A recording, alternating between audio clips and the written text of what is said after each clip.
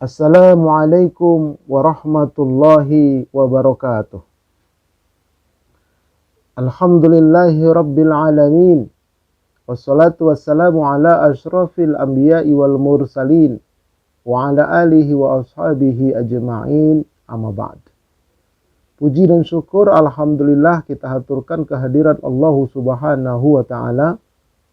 Salawat dan salam semoga Allah sampaikan ke haribaan Nabi kita Muhammad sallallahu alaihi wasallam.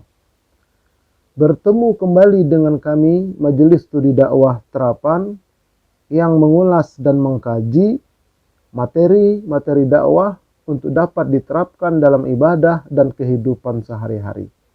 Sudah banyak video yang kami upload, silakan berkunjung ke channel kami Ustadz Arifin Purba Official. Tapi bagi sahabat yang belum subscribe, like and share ditunggu, dan itu insya Allah gratis. Baik sahabat-sahabat sekalian, tema kita pada kesempatan kali ini adalah tentang puasa dua dimensi, part yang pertama. Nah, bagaimana puasa dua dimensi ini? Mari sama-sama kita ikuti ulasannya. Manusia diciptakan oleh Allah Subhanahu wa taala terdiri dari 3 dimensi. Yang pertama, dimensi jasmani. Ini yang pertama, jasad kita, ya, badan kita atau lapisan luar. Yang kedua, dimensi hayati, yaitu lapisan tengah. Dan yang ketiga, dimensi ruhani, lapisan paling dalam. Nah, kita inilah manusia. Dan ini menurut para alim ulama terdahulu, yang ulama-ulama ahli qalbu. Oke. Yang dipuasakan itu hanya 2 dimensi, yaitu dimensi jasmani dan dimensi hayati. Inilah yang dipuasakan. Baik itu puasa Ramadan atau puasa-puasa sunnah lainnya. Nah, sementara dimensi rohani itu tidak dipuasakan. Ya. Kenapa? Karena rohani itu adalah ruh yang ditiupkan oleh Allah. Dia merupakan cahaya ilahi dalam diri setiap insan. Dia menerangi jasmani, dia menerangi hayati, menerangi kehidupan kita. Tetapi kenapa cahaya itu tidak muncul? Karena tertutup oleh dosa-dosa jasmani dan dosa-dosa hayati. Makanya perlu dibersihkan. Oke. Tentang ruh itu dimensi rohani, itu disebutkan dalam firman Allah surah Al-Hijr, surah ke-16 ayat 29. A'udzubillahi minasyaitonir rajim. Fa idza sawaituhu wa nafakhtu fihi mir ruhi faqa'u lahu sajidin. Maka apabila aku telah menyempurnakan ciptaanku, yaitu Nabi Adam, kemudian aku tiupkan ruh padanya dari ruhku, maka mereka pun terhadap Nabi Adam itu bersujud hormat. Nah, itu ketika Nabi Adam dan Siti Hawa pertama kali ditiupkan, seperti itu, ditiupkan ruh pada jasad itu. Tapi untuk anak cucunya, kita yang belakangan ini, ketika dalam kandungan umur 4 bulan ditiupkan juga ruh itu. Setiap manusia. Nah, hewan tidak memiliki itu. Tumbuh-tumbuhan tidak mempunyai itu. Apalagi iblis dan setan. Nah, tapi manusia istimewa. Maka dalam diri setiap orang itu ada ruh yang Allah tiupkan, ada cahaya. Cuman tertutup dia oleh dosa-dosa jasmani dan dosa-dosa hayati. Makanya kita diperintahkan untuk puasa agar membersihkan dosa-dosa yang menutupi itu. Baik, lanjutkan. Nah, kita masuk sekarang puasa jasmani. Ya. Puasa jasmani itu maksudnya tidak makan di siang hari, tidak minum di siang hari, dan tidak berhubungan suami istri di siang hari. Nah, inilah namanya puasa jasmani. Dan ini puasanya orang awam, semua berpuasa seperti ini. Ya. Wajib hukumnya, rukunnya wajib, ini harus dilakukan. Karena kalau tidak dilakukan, ketika nanti menjalankan puasa dimensi hayati, tidak diterima. Sepasang dia. Begitu juga. Ya. Nanti ada orang puasa jasmani, tapi hayati tidak puasa, kosong juga nilainya di sisi Allah. Nah, jadi dia dua-dua, jasmani kita puasakan, hayati juga kita puasakan. Nah, ini kita part yang pertama ini tentang puasa jasmani. Tidak makan, tidak minum, tidak berhubungan suami istri di siang hari. Nah, berpuasa itu sehat. Ini ada sebuah hadis yang diriwayatkan oleh Imam At-Tabrani di dalam Al-Mu'jam Al-Kabir. Nomor hadisnya 1190. Nah, meskipun oleh sebagian menurut kalangan ulama hadis ini katanya dhaif. Bahkan ada yang mengatakan hadis ini mengarah kepada palsu karena nanti ada rawi-rawinya itu, mata rantainya itu tidak memenuhi kriteria. Nah, meskipun demikian, ya, sebagai informasi buat kita, sebagai penyemangat buat kita, maka sebagian ulama mengatakan boleh. Ini hadisnya. An Abi Hurairah qala Rasulullah sallallahu alaihi wasallam wasumu tasihu, dan berpuasalah kamu akan sehat. Berpuasalah kamu akan sehat. Ternyata puasa itu dapat mensehatkan jasmani dengan izin Allah. Bagaimana analoginya, penjelasannya? Nah, kita bisa mengambil ibrah dari makhluk-makhluk Allah lainnya. Mereka juga berpuasa. Nah, misalnya kita mengambil pelajaran dari hewan dan tumbuhan. Ya, kita lihat hewan dulu. Induk ayam setelah dia bertelur, saat dia mengerami telurnya itu, dia berpuasa selama 21 hari. Nah, itu. Begitu juga unggas-unggas lainnya, ada puasanya dia. Turun sebentar, kadang-kadang dia buang air.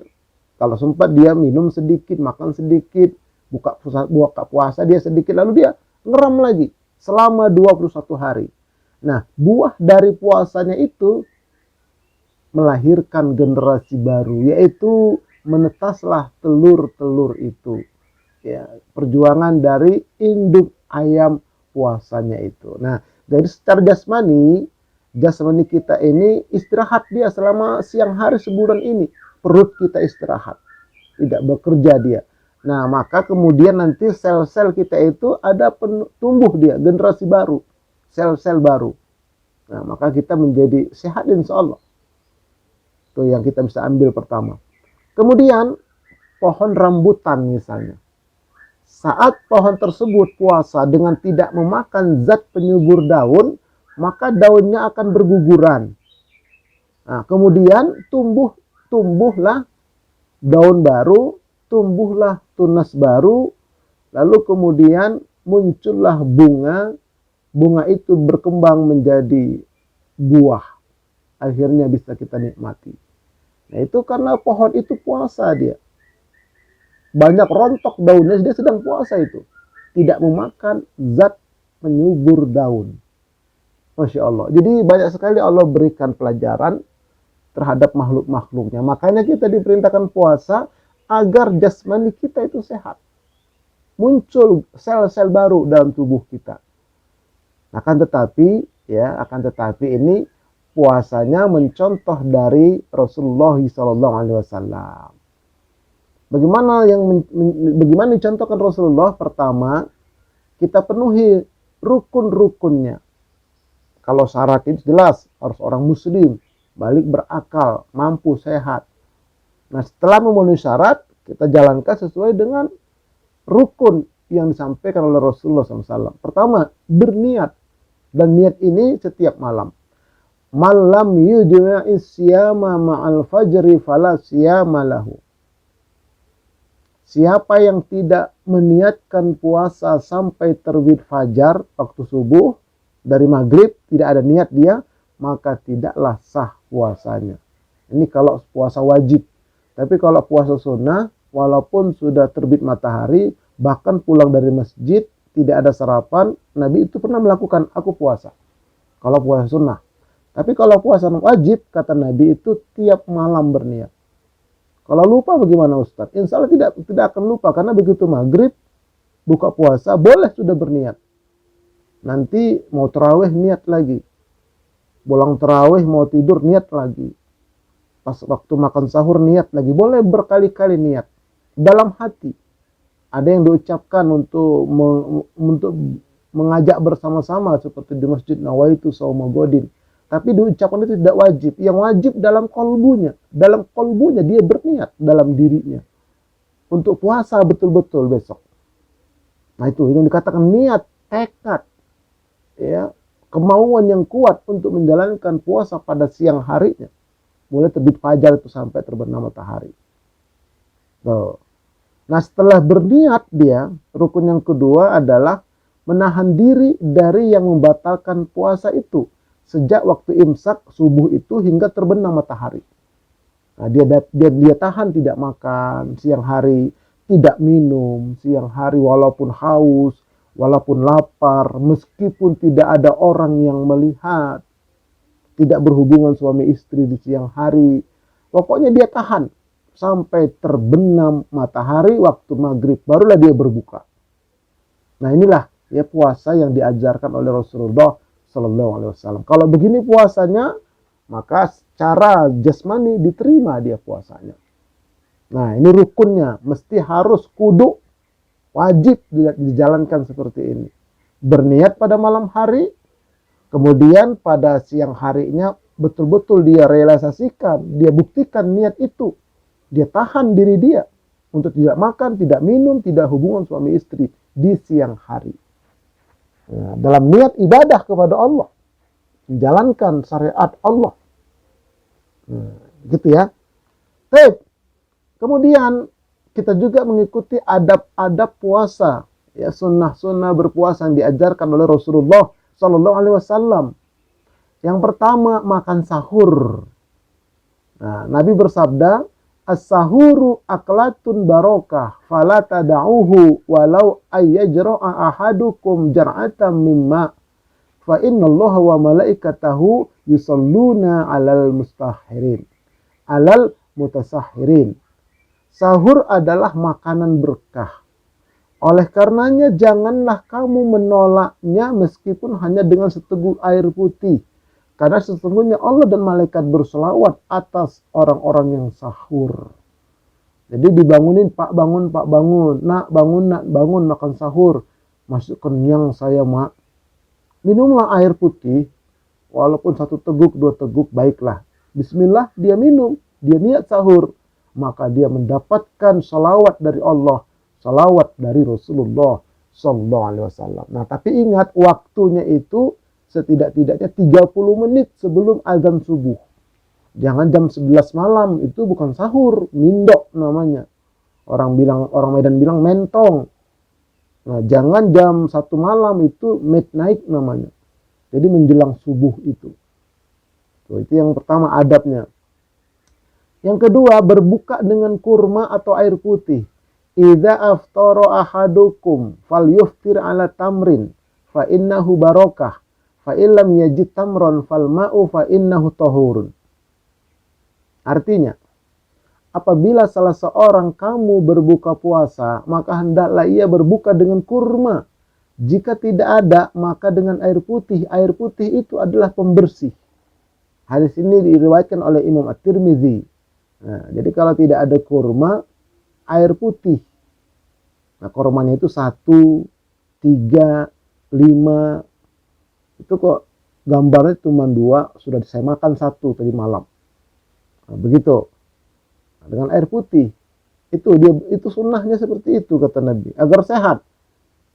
Nah, jangan dengan yang manis-manis.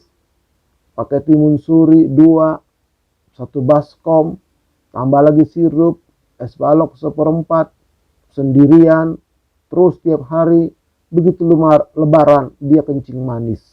Kenapa? Karena salah berbukanya. Batalkan dulu dengan kurma atau air putih. Nah, begitu caranya, baru nanti yang lain-lain nyusul. Tuh. Nah, kemudian adab yang ketiga, setelah berbuka dengan membaca bismillah, dia makan kurma satu, atau baca bismillah, dia minum air putih beberapa teguk, barulah dia baca doa. Bukan baca doa dulu. Ini doa yang pertama. Dhahabaz zama'u wa batalatil uruku wa thabatal ajru insyaallah. Nah, hilanglah kehausan, basahlah tenggorokan, tetaplah pahala. Jadi bagaimana mungkin basah tenggorokan kalau tidak minum dulu? Tuh. Nah, jadi minum dulu, baca basmalah dulu. Nah, baru baca doa ini. Ini hari pertama misalnya, nanti hari kedua ganti lagi doanya. Allahumma lakasumtu wa ala rizqika aftartu. Ya Allah, karena engkau aku telah berpuasa dan atas rezeki engkau aku telah berbuka, setelah dia batalkan itu. Nah, kemudian doa yang ketiga pada hari ketiga, Allahumma inni as'aluka bi rahmatika allati wasi'at kulla syai'in an taghfirli. Nah, atau dia hanya pakai satu doa saja tiap hari, boleh. Tapi kalau dia tukar-tukar, boleh. Sekaligus 3, jangan.